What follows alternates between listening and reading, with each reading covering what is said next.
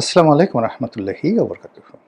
সম্মানিত দর্শক, ত্রয়োদশ জাতীয় সংসদ নির্বাচনে যারা এমপি হিসেবে নির্বাচিত হয়েছিলেন তাদের শপথ গ্রহণ অনুষ্ঠান সম্পন্ন হয়েছে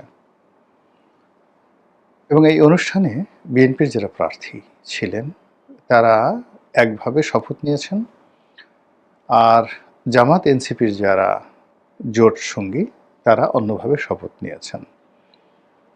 এটি নিয়ে রাজনৈতিক বিতণ্ডা হবে আগামীতে, এতে কোনো সন্দেহ নেই। কিন্তু এই মুহূর্তে দেশে বিরাট একটা স্বস্তি বিরাজ করছে। কারণ হলো গত ১৭টি মাস ধরে ডক্টর মোহাম্মদ ইউনূসের সরকারে যা কিছু চলছিল সেখানে রাজনীতি ছিল না।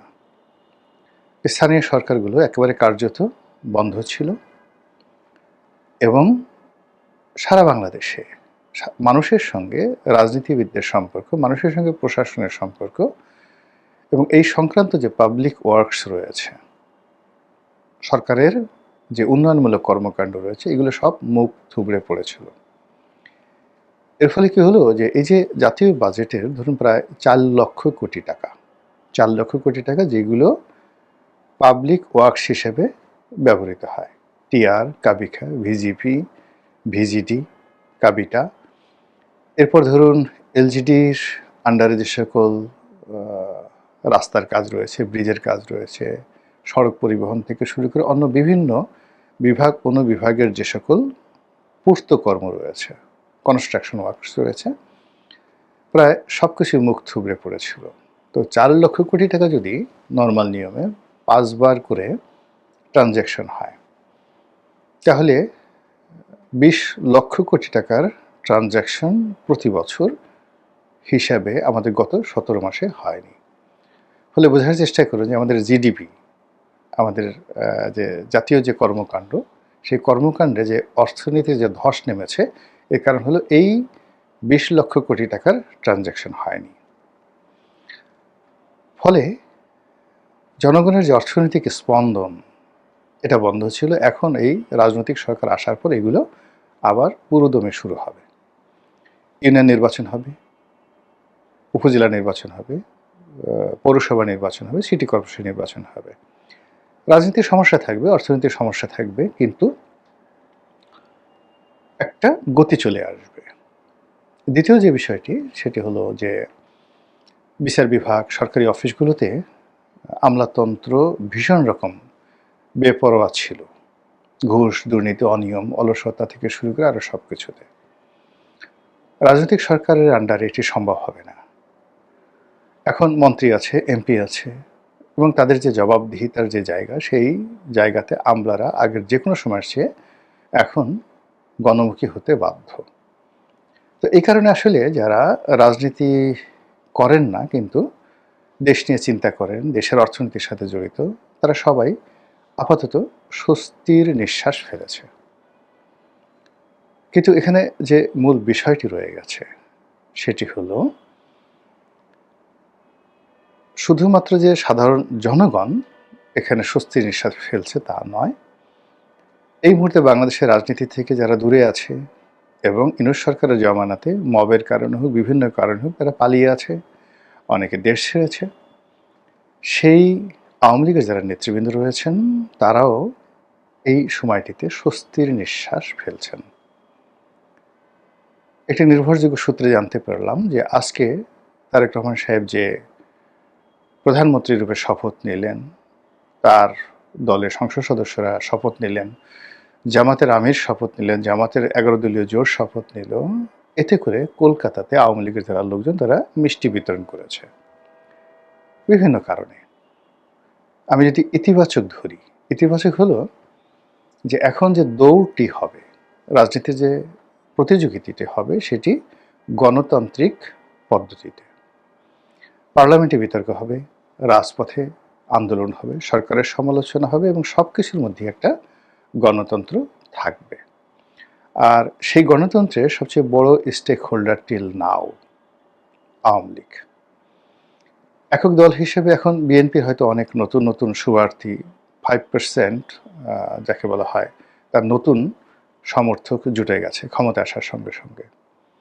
কিন্তু দুটো দলের মধ্যে থেকে যদি আপনি চিন্তা করেন যে স্টিল বিএনপির চাইতে আওয়ামী লীগের সাংগঠনিক ক্ষমতা বেশি, জনসমর্থন বেশি, এবং গত 17 মাসে সেটা আরও বৃদ্ধি পেয়েছে জনপ্রিয়তায়।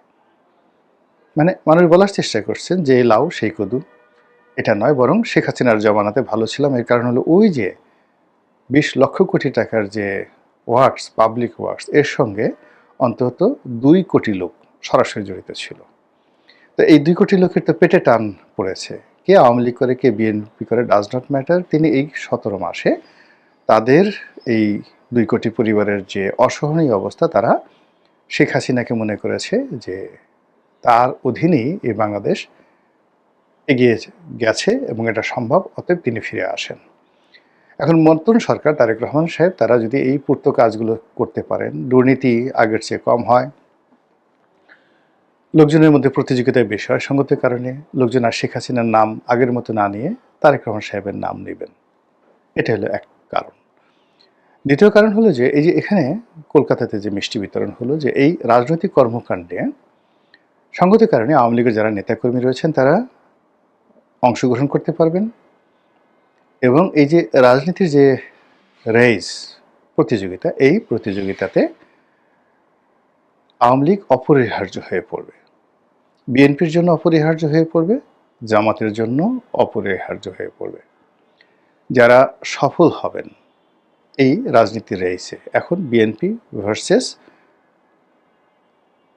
জামাত, তাদের এই রেসে যারা সফল হবেন তারা এক পক্ষে থাকবেন, আর যারা ব্যর্থ হবেন তারা তাদের দল ভারী করার জন্য আওয়ামী লীগকে টেনে নেবেন। বিরোধী দল হিসেবে যদি জামাত খুশি হয় বা তারা যদি খুব সফল হয়ে যায়, তাহলে জামাত ক্ষমতায় আসবে পরবর্তী নির্বাচনে, আর বিএনপি তখন প্রমাদ গুনবে যে জামাতকে মাঠে মোকাবেলা করার জন্য আওয়ামী লীগের সহযোগিতা দরকার। তখন ক্ষমতাসীন বিএনপি তারাই এটাকে একটা উইন্ডো তৈরি করে দেবে। আবার অন্যদিকে জামাত যদি দেখে যে সরকারের জনপ্রিয়তা তুঙ্গে, তারেক রহমান সাহেব খুব ভালো করছেন, তারা কোনো অবস্থাতেই পেরে উঠছেন না, তো মাঠের রাজনীতি করার জন্য, সংখ্যাধিক্য বাড়ানোর জন্য তারা এখানে আওয়ামী লীগকে একটা উইন্ডো করে দেবে। এই গেল একেবারে দেশের অভ্যন্তরে। অন্যদিকে আপনি যদি ইন্টারন্যাশনালি এটা দেখেন, স্পষ্ট আপনি বুঝতে পারবেন যে এই ইউনূস সরকারের পতন, অতি দ্রুত নির্বাচন, তারেক রহমান সরকারের যে অভিযাত্রা, এটার সঙ্গে মার্কিন যুক্তরাষ্ট্রের একটা সমর্থন আছে, আর নিয়ন্ত্রণটা টিল নাও বলা হচ্ছে ভারতের বেশি। সেটা বলেন, নরেন্দ্র মোদী বলেন, বা অন্য যে কোনো জিনিস বলেন, এটা অনেক অনেক বেশি। তো সেক্ষেত্রে সামনে যাই আসতেছে পরিবেশ পরিস্থিতি, তো সেক্ষেত্রে যাই পরিবেশ পরিস্থিতি আসছে, সেই পরিবেশ পরিস্থিতি আওয়ামী লীগের জন্য একটা ইতিবাচক ধারা তৈরি করবে। সেই ইতিবাচক ধারা আনন্দে শেখ হাসিনা নিঃসন্দেহে স্বস্তি নিঃশ্বাস ফেলছেন বাংলাদেশের মানুষের মতো। আবার অন্যদিকে আওয়ামী লীগের যারা নেতাকর্মী, তারা এই গত 17 মাসে যে অস্থিরতার মধ্যে ছিলেন, এই গণতান্ত্রিক পরিবেশে তারা যদি মিষ্টি বিতরণ করে থাকেন, এর মধ্যে আমি মন্দ কিছু দেখছি না, বরং এটা আমি মনে করি নতুন সরকারের জন্য একটি শুভ লগ্ন এবং শুভ সূচনা। সবাই ভালো থাকুন, দেশের বিজয় হোক, গণতন্ত্রের বিজয় হোক, যারা অপরাধী তাদের শাস্তি হোক। আসসালামু আলাইকুম রহমতুল্লাহি ওয়া বারাকাতুহু।